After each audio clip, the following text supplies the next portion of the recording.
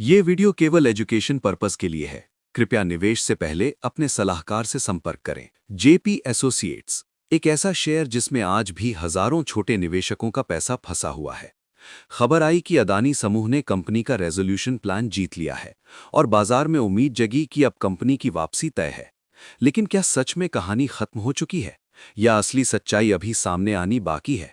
आज हम भावनाओं से नहीं, सीधे कंपनी के रिजल्ट, नोट्स और आंकड़ों के आधार पर पूरी तस्वीर समझेंगे। सबसे पहले ये समझना जरूरी है कि जेपी एसोसिएट्स इस समय एक सामान्य कंपनी नहीं है। कंपनी दिवालिया प्रक्रिया यानी कॉर्पोरेट इंसॉल्वेंसी रेजोल्यूशन प्रोसेस में है।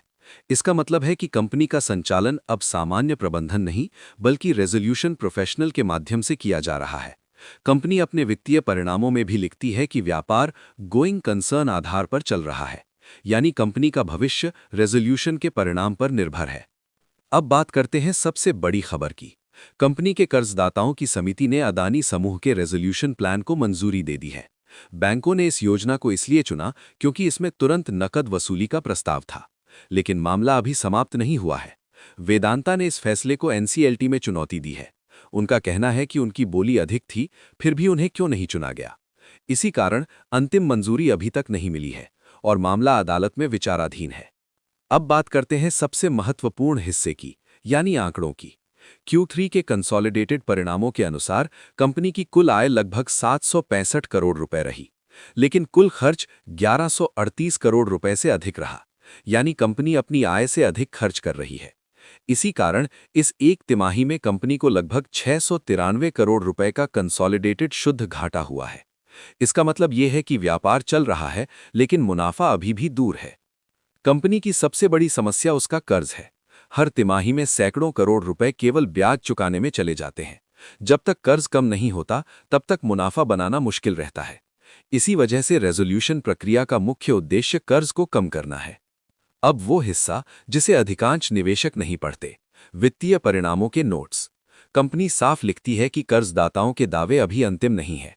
रेजोल्यूशन के बाद आंकड़ों में बदलाव हो सकता है और कई कानूनी मामले अभी भी लंबित हैं, यानी वर्तमान बैलेंस शीट अंतिम स्थिति नहीं दिखाती। यहीं सबसे बड़ी गलतफहमी पैदा होती है। अधिकांश निवेशक सोचते हैं कि अदानी की एंट्री का मतलब शेयर की तेज बढ़त है, लेकिन दिवालिया प्रक्रिया में प्राथमिकता सबसे पहले बैंकों और कर्जदाताओं की होती है। शेयरधारक सबसे आखिर में आते हैं। इसलिए नया खरीदार आने का मतलब ये नहीं कि निवेशक को लाभ होगा। इसका मतलब केवल इतना है कि कंपनी बच सकती है। आगे 3 संभावनाएं बनती हैं। पहली, यदि एनसीएलटी योजना को मंजूरी दे देता है तो कर्ज पुनर्गठन के बाद स्थिति स्थिर हो सकती है। दूसरी, कानूनी प्रक्रिया लंबी चल सकती है और शेयर खबरों के आधार पर चलता रह सकता है।